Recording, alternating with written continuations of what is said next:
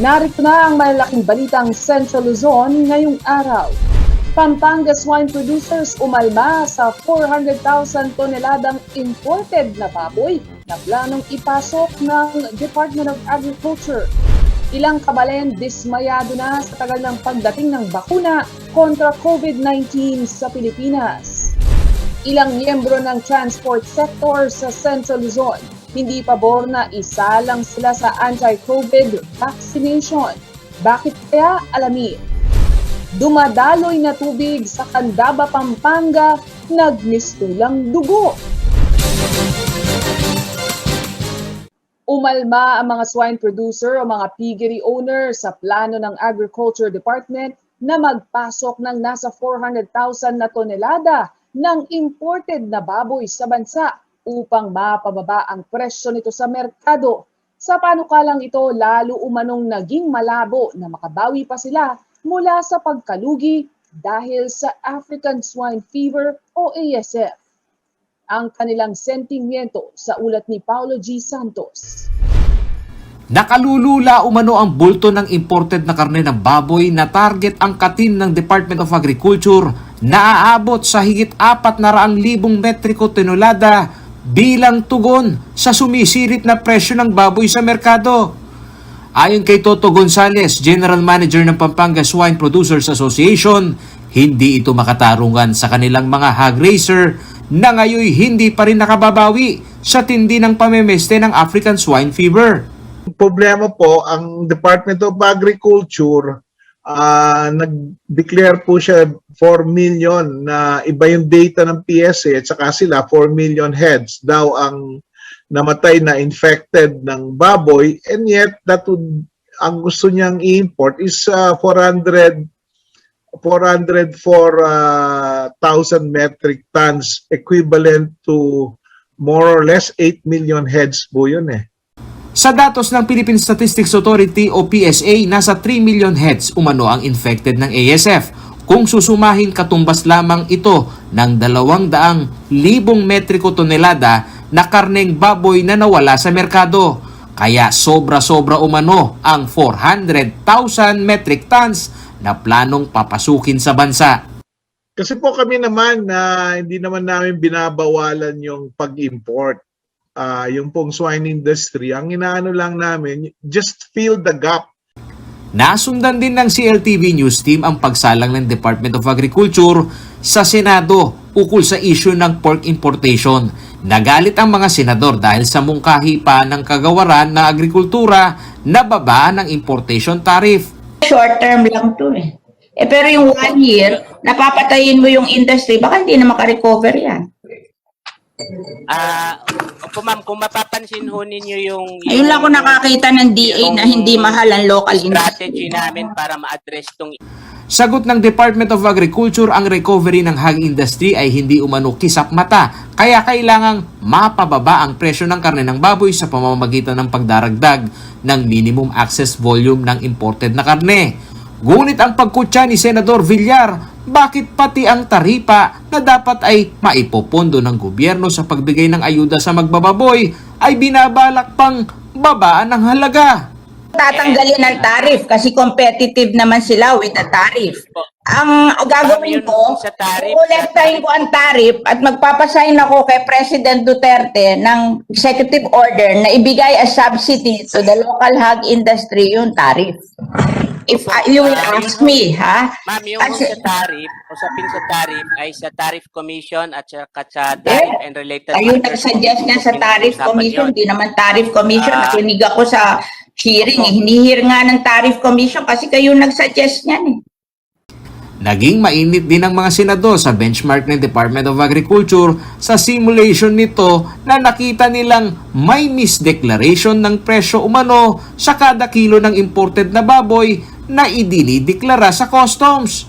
This is a public hearing. You are giving data of $3 per metric ton per kilo. That is already a public hearing. So the public will now know that the computations of the DA is at $3 per kilo. And therefore, the message is, why will we... Public knowledge lahat ito, Senator. Hindi yan public Tito. knowledge. Kasi ako, halimbawa, bigla mo sinabi na ang presyo is $3, tapos nakita mo sa BOC, dinideclare nila 165, matutuwa ka pa ba sa kanila? Sa naging pag-usad ng pagdinig sa Senado, hindi sila kumbinsido sa proposal ng Department of Agriculture sa pagbaba ng presyo ng karne ng baboy sa merkado. Isa rin sa kanilang nasiyasat ay ang kaduda-dudang miyembro ng Minimum Access Volume o MAV Council na posible umanong ang interes ay sa mga traders at importers sa bansa. Paolo G. Santos, CLTV News. Recovered na ang huling active COVID positive patient sa probinsya ng Aurora. Subalit kahit na gumaganda ang coronavirus status sa lalawigan, mariin pa rin ipinagbabawal ang anumang mass gathering at patuloy ang pagpapatupad ng strict border control monitoring. Si Rainiel Pawid ang may ulat. 4 na araw nang walang naitatalang bagong kaso ng COVID-19 sa buong lalawigan ng Aurora. February 19 ang ideklarang recovered o gumaling na ang isang COVID-positive patient mula sa bayan ng Dilasag. Hindi pa rin bukas sa publiko ang turismo sa lalawigan. Ayon kay Governor Jerry Noveras, desisyon na ng bawat LGU kung muling bubuhayin ang turismo sa kanilang lugar, subalit kinakailangan umanong malinaw ang guidelines dahil hindi pa tapos ang COVID-19 pandemic. Kahit na zero active case ang probinsya, hindi pa rin pinahihintulutan ang mass gathering o pagtitipon. Halos lahat ng pagdiriwang, maliit man o malaki, ay nagiging pinipilit na maging simple. Pero kung titinan po natin, pwede naman po palang ang dating mga ginagawa natin na magarbo ay pwede rin palang gawing simple. Patuloy naman ang online registration upang makakuha ng travel pass ang mga residente at bibisita sa probinsya. Paano nga ba makapagrehistro sa online travel pass ng Aurora? Una, mag-login sa aurora.gov.ngrok.io/citizen. Puna ng tamang impormasyon ng online application form at isubmit upang magkaroon ng sariling account. Kung mayroon ka ng account, maaari ka nang mag-request ng travel pass. Pindutin lamang ang incoming form kung papasok sa Aurora at outgoing form kung palabas ang biyahe. Kailangan ding sagutan ng passenger locator form at hintayin ang approval ng request. Kapag aprobado na ang travel pass, padadalahan ka ng QR code. Ito na ngayon ang iyong pakikita sa mga checkpoint kalakip ang iyong ID. Sa latest COVID-19 bulletin ng Aurora, 90 na ang naitatalang confirmed COVID cases sa lalawigan. 89 sa mga ito ang recovered habang isa ang namatay. Ang Aurora ang isa sa mga probinsya sa Pilipinas na may mababang kaso ng coronavirus. Rainiel Pawid, CLTV News. Inihahanda na ng Police Regional Office 3 ang kanilang bagong quarantine facility upang gawing vaccination area sakaling dumating na ang bakuna kontra COVID-19. Bubuksan umano ito para sa mga local government units at pribadong institusyon na mangangailangan ng ligtas na lugar sa mga magpapabakuna. Yan ang report ni Rainiel Pawid. Matatapos na sa Marso ang 2-story quarantine facility sa loob ng Camp Oliva sa City of San Fernando, Pampanga. Ang 26 million peso facility pagagamit din umano ng Police Regional Office 3 bilang vaccination area sa oras na kailanganin ito ng ilang LGUs o private institutions. Of course, yes, if it is necessary to convert other facilities as our vaccination area. Kasama na rin sa planong i-convert bilang vaccination area ang grandstand na isang open area. Kayang i-accommodate rito ang 100 vaccines per day. Pero dahil sa delay ng bakuna kontra COVID, mismo ang Police Central Luzon nag-aabang pa rin kung kailan at anong brand ng bakuna ang magro-roll out sa kanilang hanay. Sa kabuuan, higit 12,000 ang Police Central Luzon. Ayon sa Information Unit ng PRO3, nagsagawa na ng vaccine survey ang kanilang health department. Dito inalam kung sino ang mga nais magpabakuna at anong brand ng bakuna ang kanilang gusto. Samantala, umakyat naman na sa 420 ang total confirmed COVID-19 cases sa miyembro ng Police CL. 406 sa bilang ay recovered habang 14 ang nananatiling aktibo. Tuloy-tuloy pa rin ang daily disinfection sa lahat ng presinto at maging sa PNP checkpoints. Rainiel Pawid, CLTV News. Sa pagbabalik ng CLTV News, Ilang kabalen dismayado na sa tagal ng pagdating ng bakuna kontra COVID-19 sa Pilipinas. Ilang miyembro ng transport sector sa Central Luzon hindi pabor na isa lang sila sa anti-COVID vaccination. Ang dahilan, alamin. Dumadaloy na tubig sa Candaba, Pampanga, nagmistulang dugo. Manatiling nakatutok para sa iba pang mga nangungunang balita ngayong araw.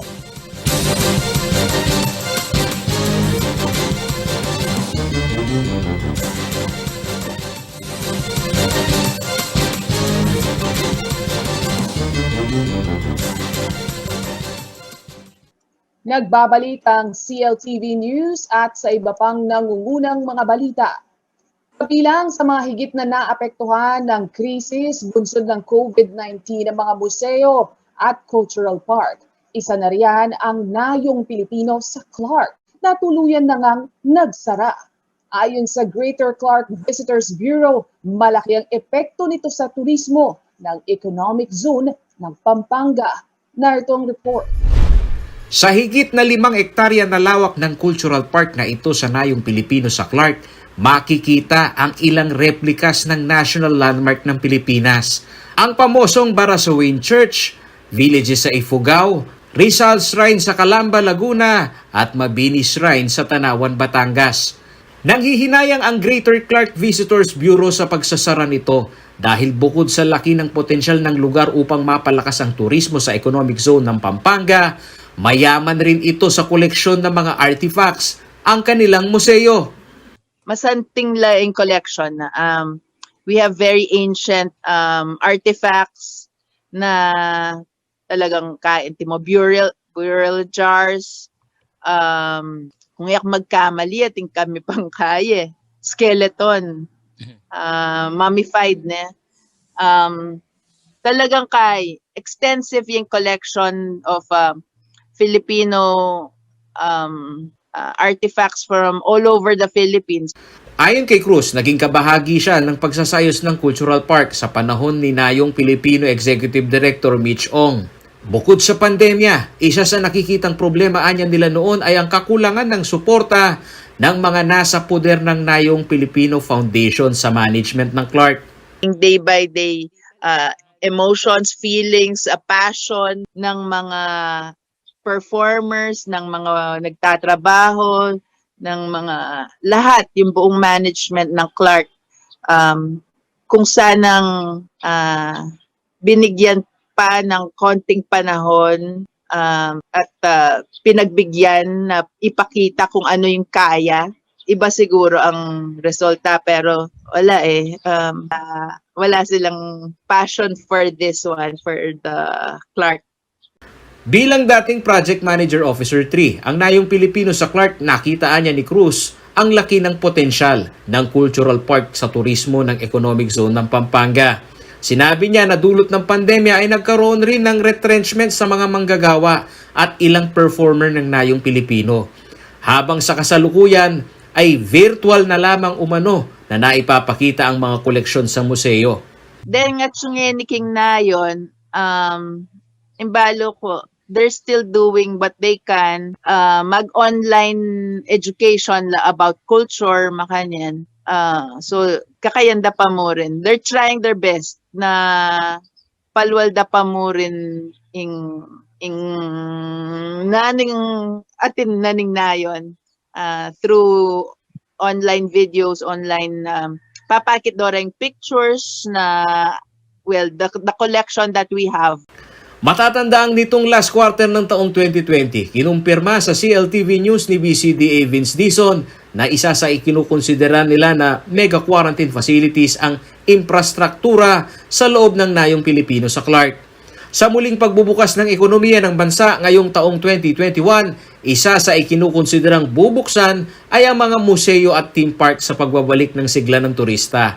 Ayon sa Greater Clark Visitors Bureau, ang pagsasara ng Cultural Park, hindi lamang ito kawalan ng tourist spot sa lugar, kundi ang bakas ng kasaysayan nito sa lalawigan na nagsilbing Cultural Heritage Park sa loob ng Clark Economic Zone. Paolo G. Santos, CLTV News. Dismayado ang ilan sa ating mga kabalen dahil sa umano'y mabagal na pagsisimula ng vaccination kontra COVID-19 dito sa Pilipinas. Buwelta naman ng Health Department, mayroong global supply shortage ng bakuna. Si Rainiel Pawid ang may ulat.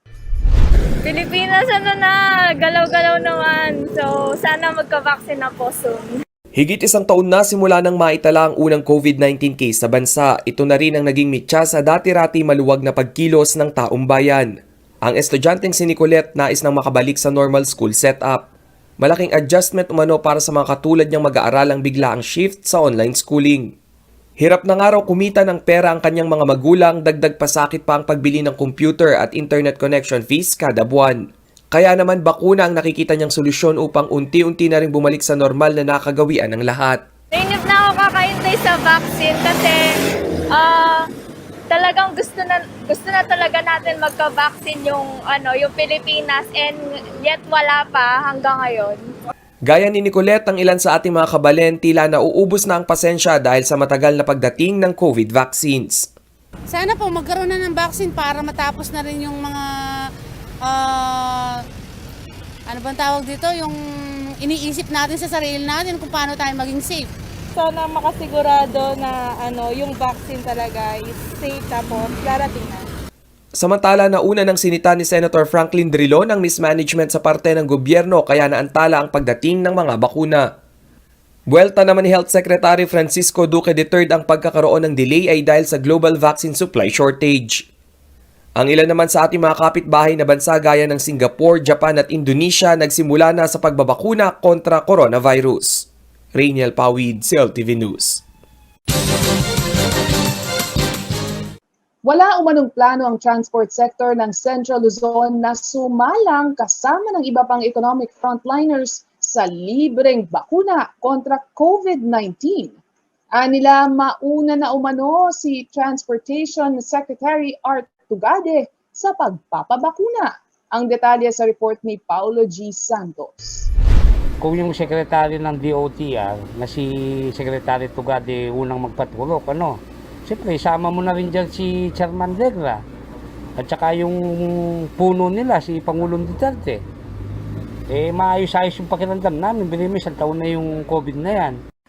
Ganito hamonin ni Danilo Yumul, chairperson ng Confederation of Passenger Transport of Central Luzon, ang National Immunization Technical Advisory Group ng IATF. Nagugat ito sa kanilang mungkahi na baguhin ang priority list kung saan una nang isasalang sa libreng Sinovac vaccination ng gobyerno ang mga economic frontliners. Nakabilang na dito ay ang mga nasa transport group, magsasaka, minero, mangingisda at iba pa. Ayon kay Yumul, tulad ng mga medical frontliners, dapat silang ikonsiderang mas high risk sa infection dahil hinaharap nila araw-araw ang publiko. Kung alin yung effective sa buong mundo, limawa, yung mga cabinet member ni Pangulong Digong at saka si Pangulong Digong mismo yung na-test niya yan, siyempre doon kami. Pero kung mga libre-libre lang yan na katulad ng nababalta natin, mga senior citizen, yung mga medical frontliner na sila mismo ayaw, yung mga social worker, sila mismo ayaw, bakit nagkaganon? Sila nga, medical expert sila, umaayaw sila. Kami pa kayang walang kalam-alam dyan. Tinatayang nasa 80,000 katao ang nasa hanay umano ng transportasyon sa Central Luzon. Ang kailangang mabakunahan kung sakaling matuloy ang panukalang sila ay gawing prioridad sa libreng bakuna.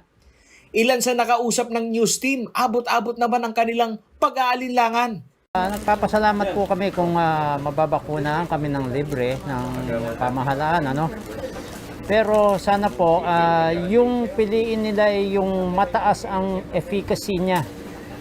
Hindi yung pipili tayo ng nasa 50% lang. Magkakaroon tayo ng sense of false confidence. Talagang hindi kami pabor dahil dapat sila muna, masampulan muna para malaman namin kung gaano ba talaga ka-epektibo yung Sinovac na yan. Sinubukan ng news team na alamin sa LTFRB Region 3 kung ano ang paghahanda nila sakaling ma-roll out ito. Ngunit tumanggi pa silang magbigay ng pahayag dahil wala rin umanong naibibigay na impormasyon kung ano ang kanilang partisipasyon sakaling may ma-roll out na bakuna sa mga nasa transport sector. Matatandaan nitong Lunes, February 22, isinapubliko na ng Food and Drugs Administration na ginawaran na ng emergency use authorization ang Chinese drug maker na Sinovac. Ang kaso, hindi ito inirekomendang iturok sa sektor ng pinaka-prioridad sanang mabigyan nito. Ayon kay FDA Director General Eric Domingo, hindi ito inirekomenda sa health workers at senior citizen dahil sa mababang efficacy nito na nasa 50.4%. Paulo G. Santos, CLTV News. Sa pabalik ng CLTV News, dumadaloy na tubig sa Candaba, Pampanga, nagmistulang dugo. Manatiling nakatutok, magbabalik CLTV News.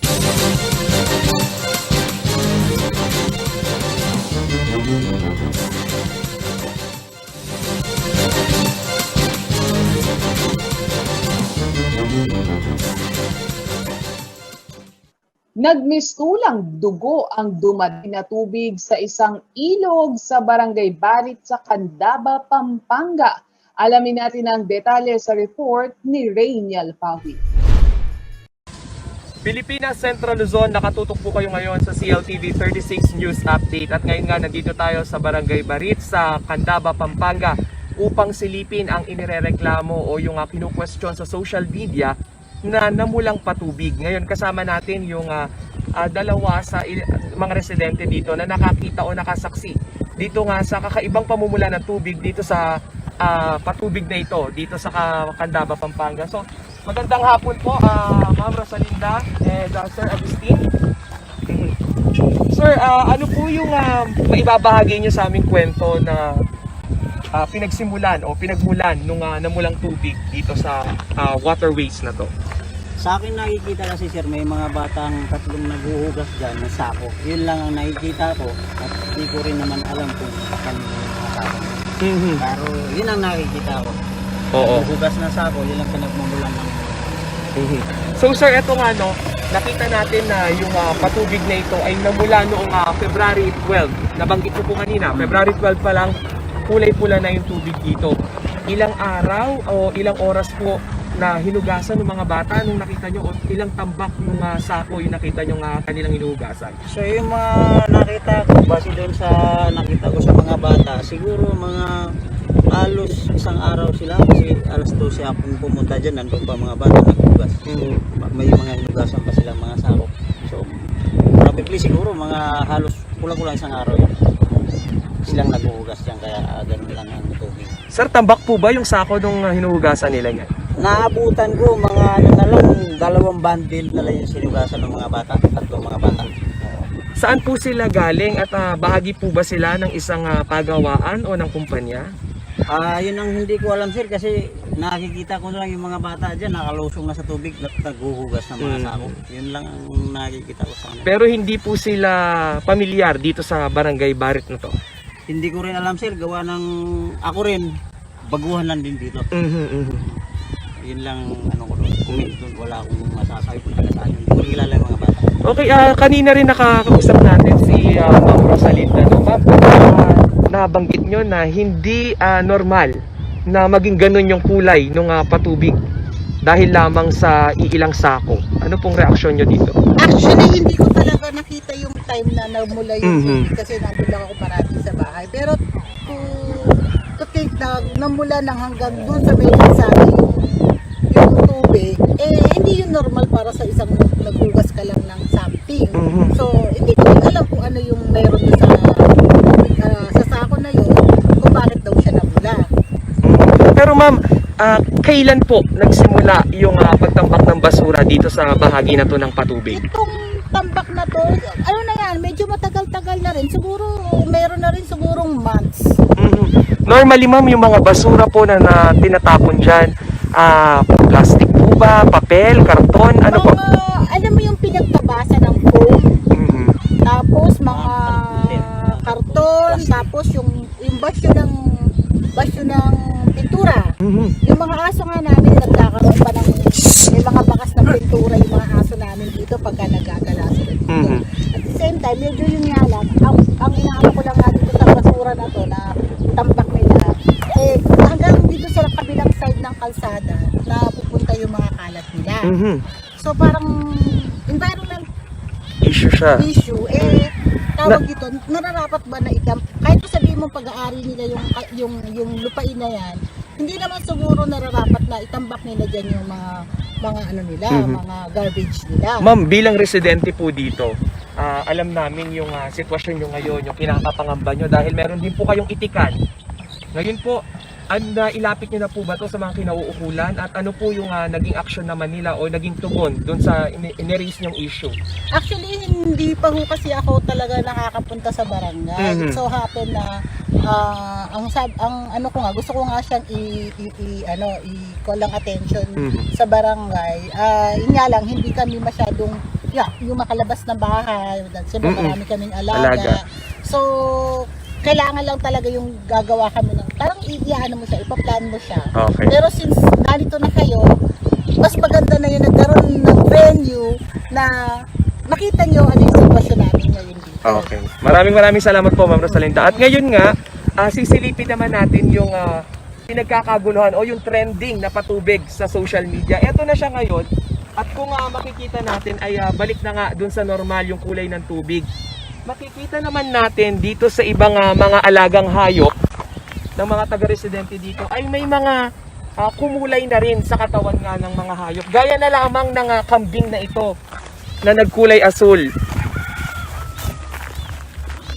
So hindi normal sa isang kambing ang magkaroon ng blue fur, pero dito po sa Barangay Barit makikita natin na doon nga sa malapit sila pinapastol sa may tambakan ng basura. Kung sisilipin natin maigi, at tambak ng basura ay malapit lamang, direkta nga dito sa may patubig.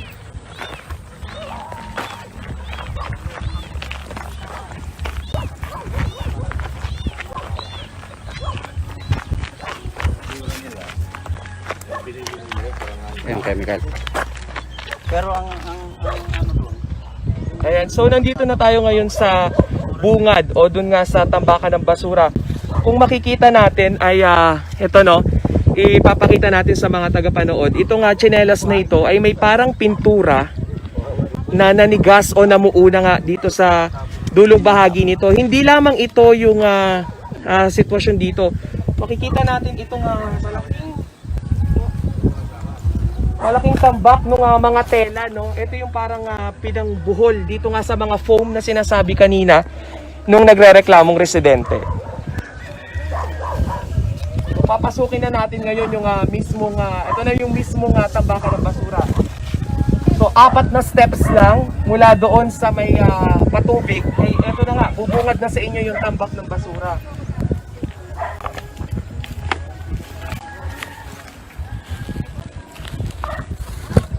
Ayan yung mga pira-pirasong foam na sinasabi kanina nung nagrereklamong residente. Ngayon, kung inyong titignan, hindi na siya talaga nakaseparate doon nga sa mismong patubig. Dahil itong bahagi na ito ay nakanguso na yung tambak ng basura. Mismong pumatong na siya doon sa may patubig.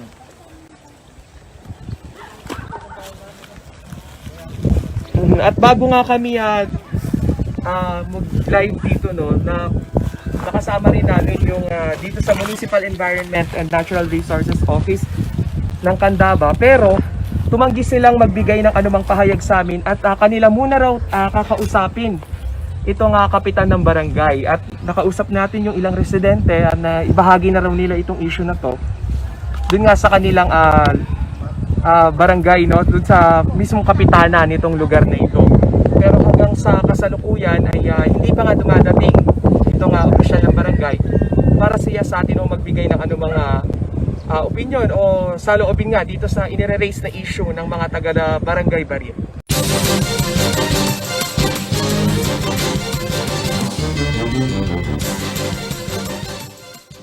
Dapat daw maging tapat ang mga negosyante sa kanilang mga katransaksyon, lalo na sa paglalagay ng presyo sa mga produkto. Ayon yan sa isang millennial businessman. Labag kasi sa batas ang overpricing at maaaring ikabilanggo ng negosyante. Narito ang ulat. Isa raw ang honesty sa mga kalidad na dapat taglayin ng isang negosyante. Ayon yan sa millennial businessman na si Juan Gabriel Hipolito. pagmamayari ni Hipolito ang isang chemical distribution business sa Pampanga, ang JG Hipolito Trading. Aniya, nakita niya noong lockdown period noong nakaraang taon kung paano magsamantala ang ilang negosyante sa gitna ng krisis, lalo na sa chemical business. Sobra-sobra raw kasi kung magpatong ng tubo ang ilang tagabenta ng disinfectants kagaya ng isopropyl at ethyl alcohol noong sumipa ang demand para rito, kasabay ng pagkakaroon ng shortage dahil na rin sa hoarding. And always be honest to customers, to clients. Yeah. Like for example, napansin ko kasi before the pandemic, the alcohol, no, the prices of alcohol went up. Iba nagapuso eh. Oo. Sa presyo eh. But me kasi, I don't want that eh. 650 pesos ang suggested retail price ng isang galon ng ethyl alcohol na may 70% solution. Pero ang iba, ibinenta ito ng hanggang 1,200 pesos. Gayun din ang nangyari sa face masks at maging face shields. At kahit pa na-regulate na ng Department of Trade and Industry o DTI ang sitwasyon, sa pamamagitan ng paglilimita sa mabibili ng consumer at pagbabantay presyo, nakakabahala raw na mayroong mga negosyanteng ganito ang mindset. Parang pagnanakaw na rin po yun eh. Yeah, exactly. I agree with you. 101%. Okay. We always wanted our business to be straight. Kasi kung ano po yung in order, yun po yung bibilihin namin. Sa ilalim ng Price Act, maaaring ikonsiderang profiteering ang overpricing. Kung sino mang lumabag sa batas na ito ay maaaring magmulta ng hanggang 2 milyong piso o mabilanggo ng hanggang 15 taon. Paalala ni Hipolito sa mga kagaya niyang negosyante, laging maging tapat sa mga customer at kliyente at ibigay ang nararapat na produkto o serbisyong ayon sa kanilang binayad. Kung hindi raw kasi honest ang isang negosyante sa kanyang mga katransaksyon, siya rin ang mawawalan ng kabuhayan. Tutukan ng iba pang payo ng young businessman na si Juan Gabriel Hipolito kasama si Sonia P. Soto sa Business Unusual, ngayong Miyerkules alas 8 ng gabi. Maaari ring mapanood ang live simulcast ng programa sa CLTV official Facebook accounts.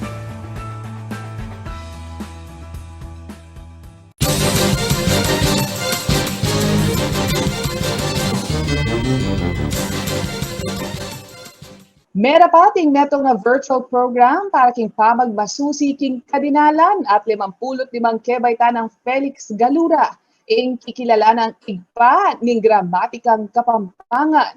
Kasabay na niti, milyon sadya naman ing DVD ning kayang Zarzuelang ing Mora. Ing detalye king report ng Jenna Lumbang Parungaw. Kaya beya kareng maulagang okasyon keti Pampanga, ingaldoning kay bayta ng Felix Galura inapaw. Nung nuka rin pag masusyan niya yung kadinalan at 55 banwang kay bayta na ngening banwa. Hanggang din paliping Galura mo, ang poding mapila na opisyal ling Balen Bacolod, ang poding artista king kayang Zarzuela, mi daon lang sampaga king kayang Rebulto, apakatikdo king kabalenan. Miguel Ben naman iti kapamila taning metong a virtual program king social media. Maulaga ang personalidad king Pampanga Galura. Metong nga karang matenakan a Kapampangan na ating maragula kontribusyon king Balen. Iyan kikilala ng igpa o Father of Kapampangan Grammar. Dakali sinulat a Zarzuela at aliwapang Kapampangan literature. Aparte keti, revolusyonaryo yan naman inyang kayang kapanaunan. Miluklukya antimong presidente munisipal o alkalde ning Balen Bacolod, kilubning siya mabanwa. Ayan ka po ng kapanahunan da diabong Felix sa bodeng alawang revolusyonaryo. Nagipaglaban laking metong revolusyon para ibigay kay katamo in demokrasya at atamasa atamongin. Kasabay ning selebrasyon ning aldo ning kayang kebaytan, milan sa diya naman ing DVD ning kayang Zarzuelang ing Mora. Bangkanita, ayalbenye, karing kayong screen, daring kayong pibale-bale, o karing kayong pribadong karinan. Karin namang eskwela, malyarya pong gamitan nining DVD, antimong instructional material, muking pamag-aral king amanong Kapampangan, nuneking kulturang Kapampangan. Mayalbeng mabilog a kwento ning pamagmasusi king aldo ng Galura, king programang Ating Kaming Kay, king Webis, alas 8 ning bengi, king CLTV Facebook page, ampong king CLTV Channel 36. Jenna Lumbang Parungaw, CLTV News. At yan ang mga balitang nakalap ng CLTV News. Para sa karagdagan pang detalye, maaari ninyong i-follow ang aming social media pages. at CLTV36 Official, at CLTV36 News, at CLTV36. Kung nais nyo namang balikan ang mga programa ng CLTV, pwede nyong bisitahin ang aming YouTube channel at CLTV36 Official at ang aming website www.cltv36.tv. Kasama ang buong puwersa ng CLTV News and Current Affairs. Ako si Nicolette Henson Huzon. Maraming salamat at magandang gabi.